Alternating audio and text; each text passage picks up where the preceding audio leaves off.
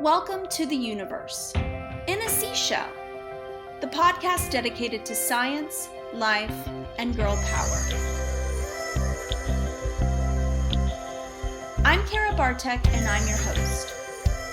I'm a PhD, an author, and I want to make this world a more equal and opportune place, one girl at a time.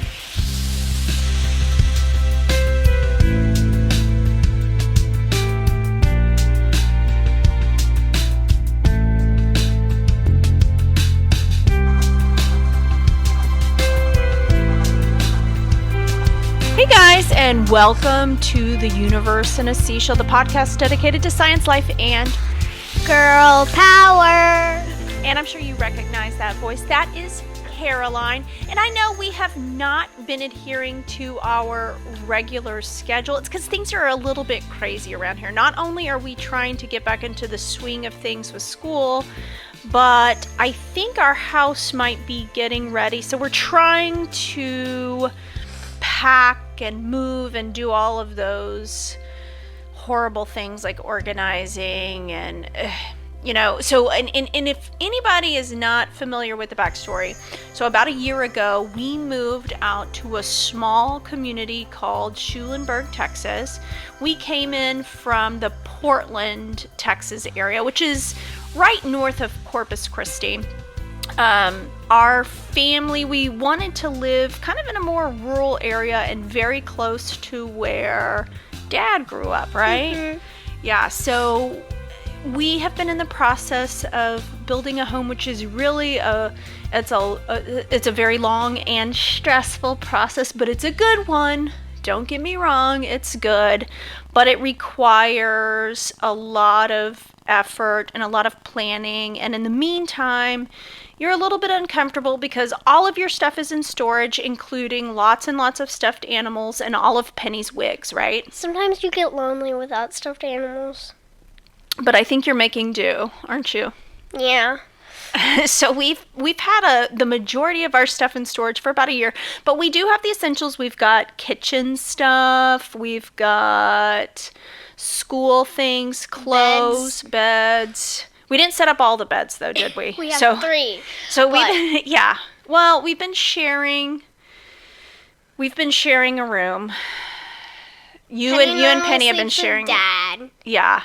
So we've got two bedrooms set up. We've got Mom and Dad's room, and then we've got a bedroom for you guys. And then our other bedroom has a lot of the boxes, right? And a lot of scorpions. And rats. Don't say that. Everybody's going to think we're in a really nice... We had one rat. That was it. That's one of the things that happens out in the country. Rats. Well, it's nothing beats when the mice came into the truck because y'all were eating whole loaves of toast. So, but you know, and again, that's part of living out in the country. You live amongst the creatures, but then we have cool ones too that are a little bit scary sometimes. Well, yeah, deer aren't so scary, but the coyotes are. Skunks, pigs, just other animals. We get used to it though. Yeah. But today we are recording a podcast that's not necessarily about science, but it's about the holiday that is being celebrated today. So probably a lot of you guys who are in school are actually out today. And that's because today is Dr. Martin Luther King Jr. Day. Now, sometimes when we celebrate holidays and we get off for school, we may not actually realize what the significance of that day is. I know I'm guilty of it. You know, sometimes we say, President's Day, Columbus Day, Martin Luther King Day, and we don't truly think about why it is that we are out of school and out of work for a lot of people, right? Mm-hmm. Well, today is a very important day in civil rights history. So, Caroline, tell me, what do you know about civil rights? Civil rights is basically I can't remember exactly, but it's like he fought because back then white people thought that people with darker skin colors weren't as good as them. So Martin Luther King Jr., he wanted to fix that because he thought, well, that's not right. Yeah, it's because it's not right, right? Mm-hmm. So there was this time in American history called segregation. And basically what it was is exactly what you said. White people and African Americans, black people, were forced to be separate. So that meant separate schools, Restaurants, restrooms, everything. Everything was separate. And he decided that that was something that wasn't right. Because guess what? It's not, is it? It's not. And he fought for us to live in equality. Okay? And that's a really important word. Equality. That means... Which means equal. Absolutely. You know, it means that we are all... You know, we are different. Don't get me wrong. Everybody's different. Everybody's different. Like, I even think about you and me. Yeah. We are two totally different people. Even though we love each other very much, you and I are very different, right? Yeah. We like different things. We have different schedules. This morning, I was up really early and you were still sleeping in. Even right now, you're yawning. I love sleeping. And I'm not really a huge fan of sleeping in. I like to go to bed early, but you like staying up late. And then sleeping in. Yeah. And, you know, and that's just a small example, but the reality is that people believe that the differences on our skin made us different in our hearts, but ultimately that's not true, right? It's our hearts that counts. Yeah, it's what, and you know, for me, it's what God sees in all of us, right? Mm-hmm. God sees us all as his children. When you want to say something, you should think, would God like me to say this? Or act in that way. Do you think God would want us to live in a separate way? No. He wants us to all be together and to love one another. Equal. He wants us to be equal and to love one another. Okay, so I went to one of your favorite websites, and I want us to talk about who Dr. Martin Luther King is, okay? So this is the bio that I pulled from Duxter's, which it's such a great website. It's got so many interesting facts, but it's very short and concise because I have a very special recording that I want to share with everybody at the end of this episode. But before we do that, I want to talk about him as a person. Now, we already talked about it. He was a civil rights activist in the 1950s and the 1960s. I know where he was born. Okay, well, we're not quite there yet. Quit looking at my notes. No, I already know. Okay, where was he born? Georgia. Okay. Yeah, and so this is, okay, so two important things in those statements that we just talked about. Number one, he was active during the 1950s and the 1960s. That was important because that was during the time when segregation was happening, and that meant that white people and black people were living in this separated way, and it was much more common in the South. So, like you said, Dr. King was born in Georgia, so he was really experiencing this separation, this segregation. Because he couldn't even go to the same schools. Right, and he got it more so than, let's say, people living up in the north, okay? So they probably had it a little bit better. Yeah, it was not as common. Segregation wasn't nearly as forced and part of the culture. Okay. Now, he led nonviolent protests to fight for the rights of all people, including African Americans. Okay. Now, he hoped that America and the world would become a colorblind society where race would not impact a person's civil rights. Okay.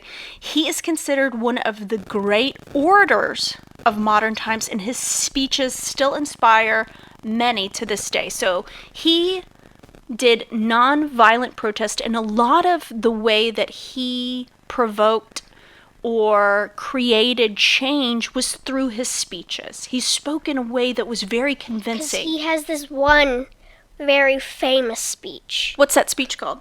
I Have a Dream. That's right.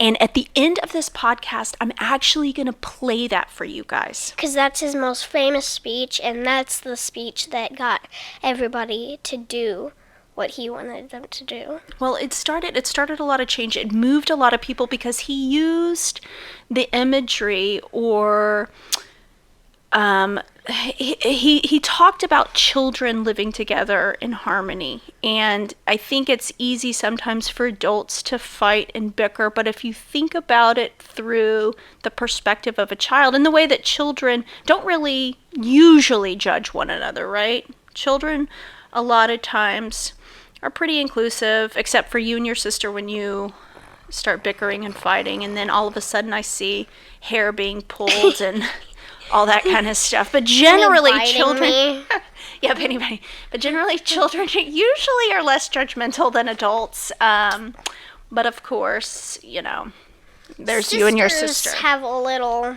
Yeah, it's a little bit different. And brothers. And brothers. Now, Martin Luther King Jr. was born in Atlanta, Georgia on January the 15th, 1929. So what's important about that? January the 15th, 1929. 1929. No, what is today? January 8th? I forgot. 9th. Right?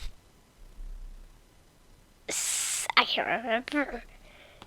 I forget stuff easily. Today's January the 15th. I can't remember stuff. Okay. He went to Booker T. Washington High School, and he was so smart that he skipped 2 grades in high school. What? 2 grades. Lucky?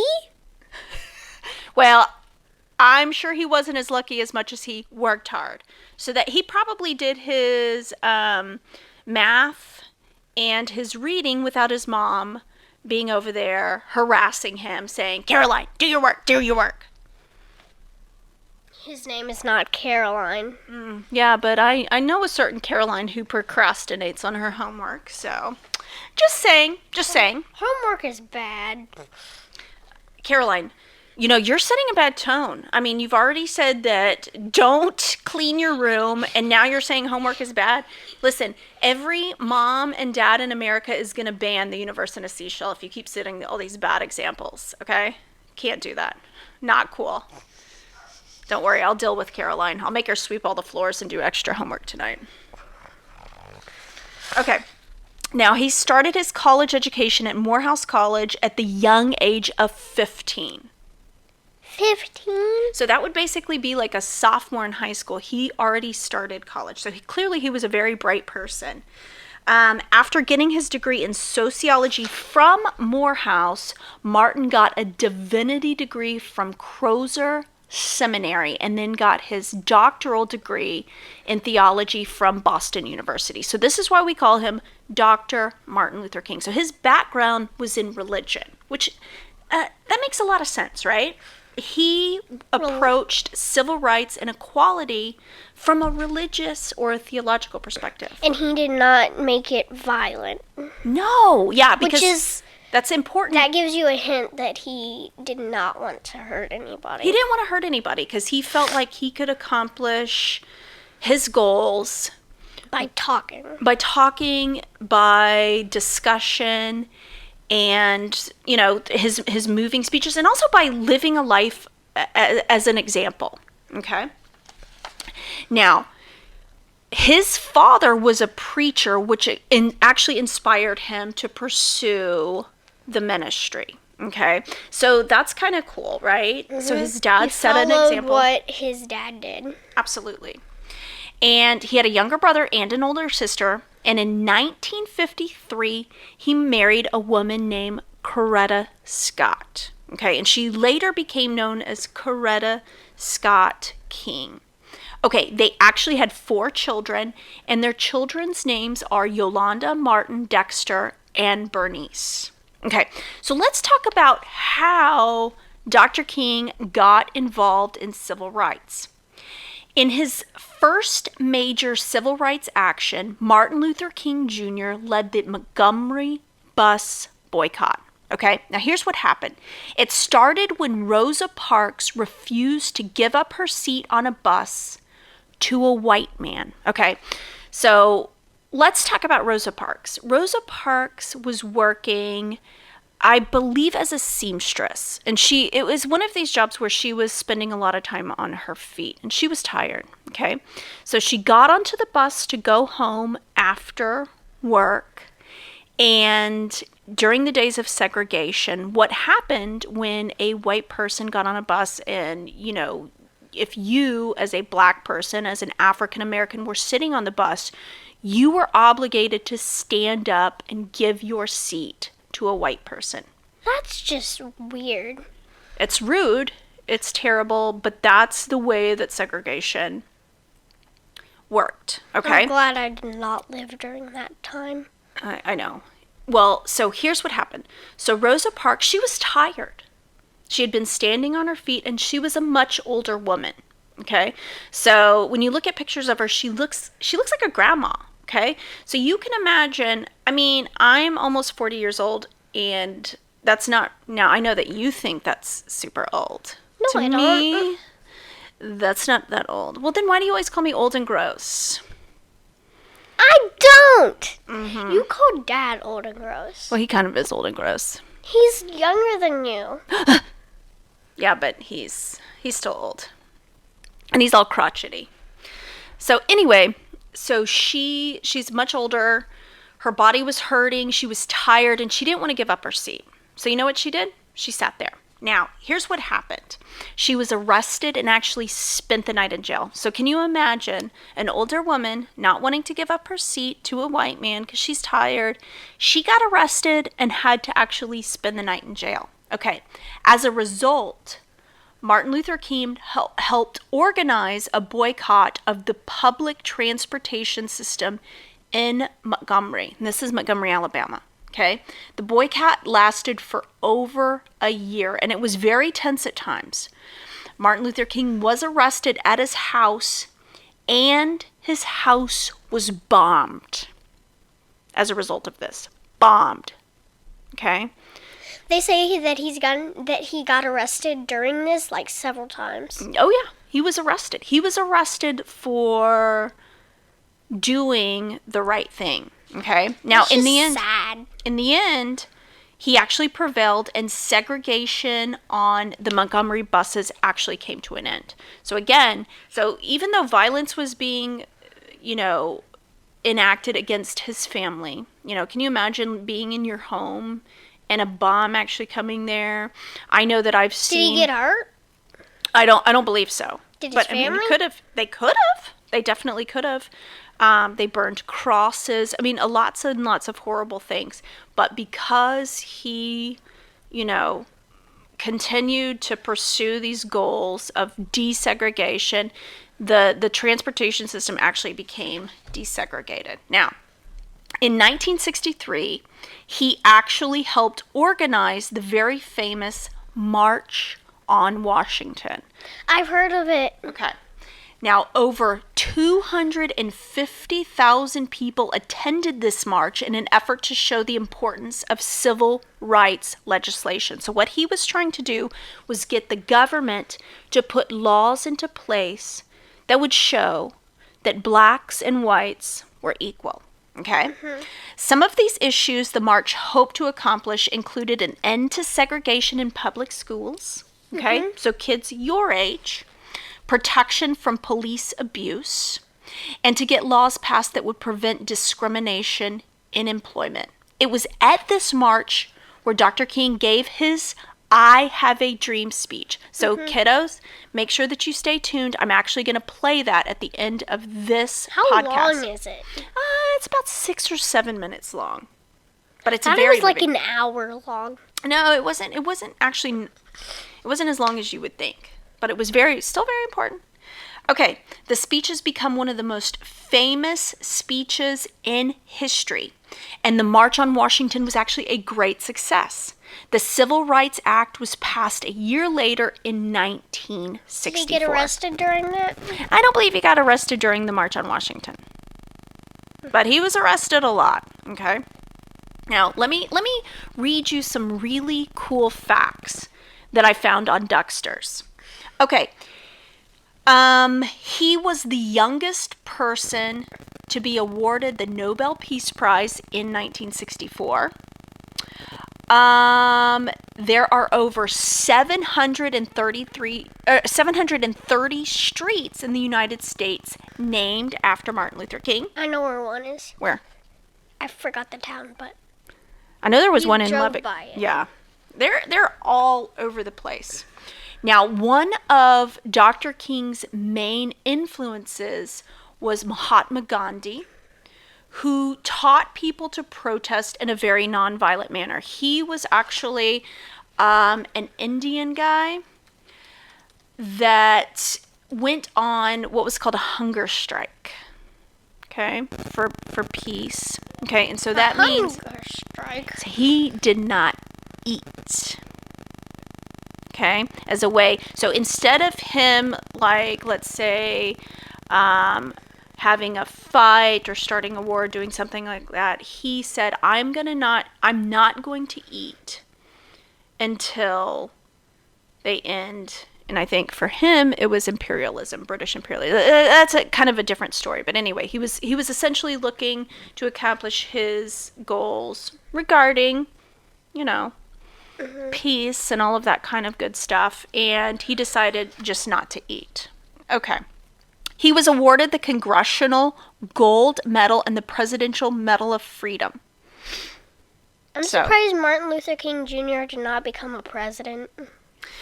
Well, so this is what happened. He was actually assassinated. Okay? So assassinated means, a murder of a very famous person. John F. Kennedy, he was the president that was actually assassinated. He was assassinated on April the 4th in 1968 in Memphis, Tennessee, while standing on the balcony of his hotel. And he was shot by a man named James Earl Ray. Okay? Didn't J.F. Kennedy, wasn't he in a theater when he got You're shot? thinking of Abraham Lincoln. Yeah. Yeah. But, so... Because I remember a president that happened. Yeah. But, unfortunately, this is one of the things that happens when,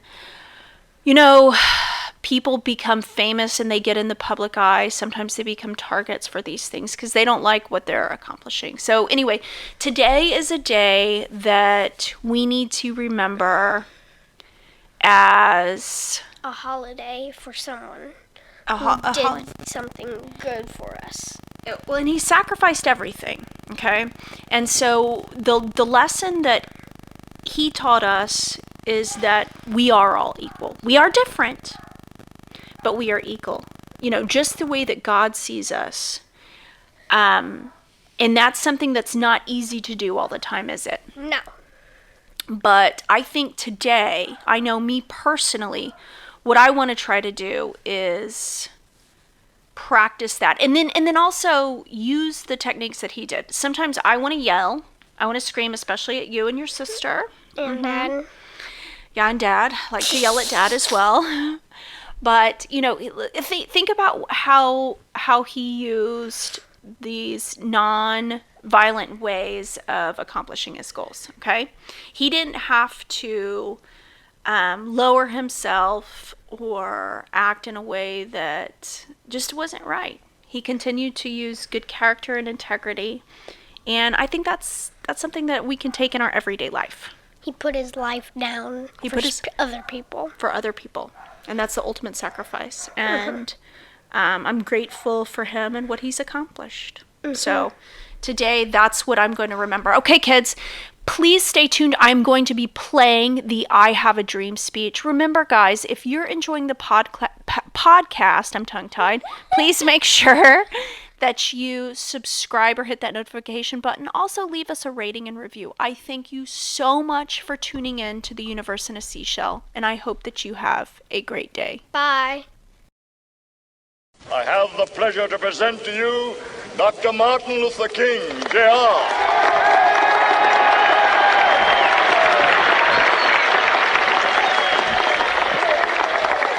I am happy to join with you today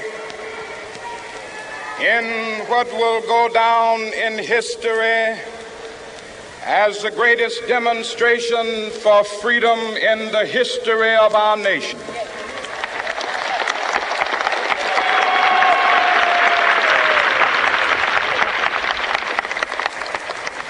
Five score years ago,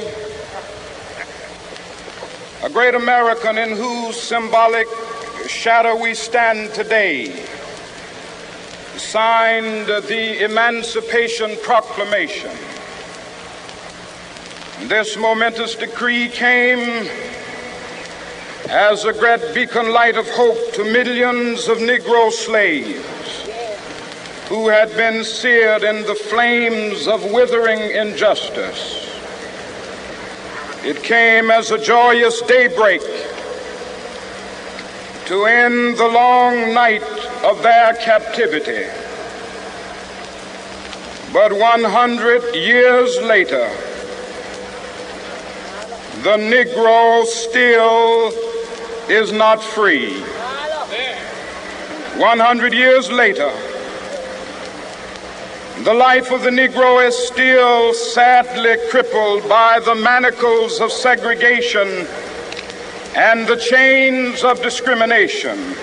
100 years later, the Negro lives on a lonely island of poverty. I have a dream that one day this nation will rise up and live out the true meaning of its creed. We hold these truths to be self-evident, that all men are created equal.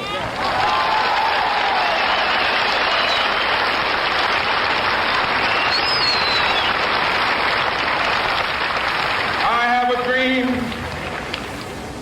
that one day on the red hills of Georgia, sons of former slaves and the sons of former slave owners will they be able to sit down together at the table of brotherhood.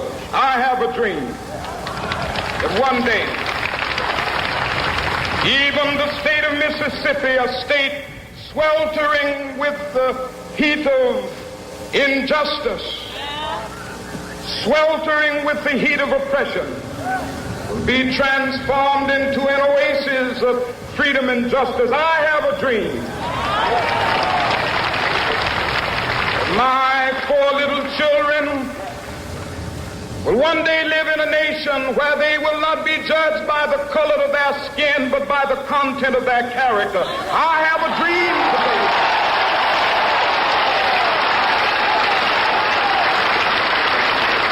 I have a dream that one day, down in Alabama, with its vicious racists, with its governor having his lips dripping with the words of interposition and nullification. One day right there in Alabama, little black boys and black girls will be able to join hands with little white boys and white girls as sisters and brothers. I have a dream today.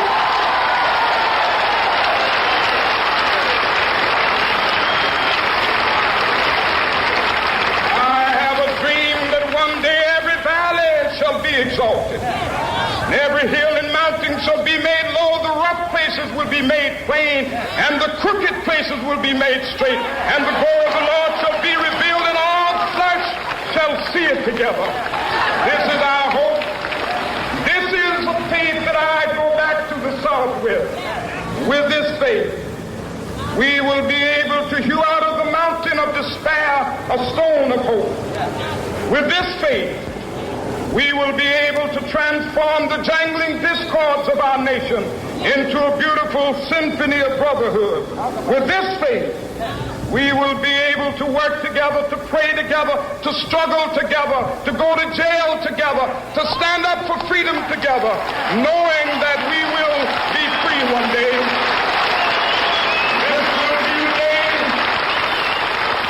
This will be the day when sing with new meaning, my country, tears of thee. Sweet land of liberty, of thee I sing. Land where my fathers died, land of the pilgrim's pride. From every mountainside, let freedom ring. And if America is to be a great nation, this must become true. And so let freedom ring. From the prodigious hilltops of New Hampshire, let freedom ring. From the mighty mountains of New York, let freedom ring. From the heightening Alleghenies of Pennsylvania, let freedom ring. From the snow-capped Rockies of Colorado, let freedom ring. From the curvaceous slopes of California.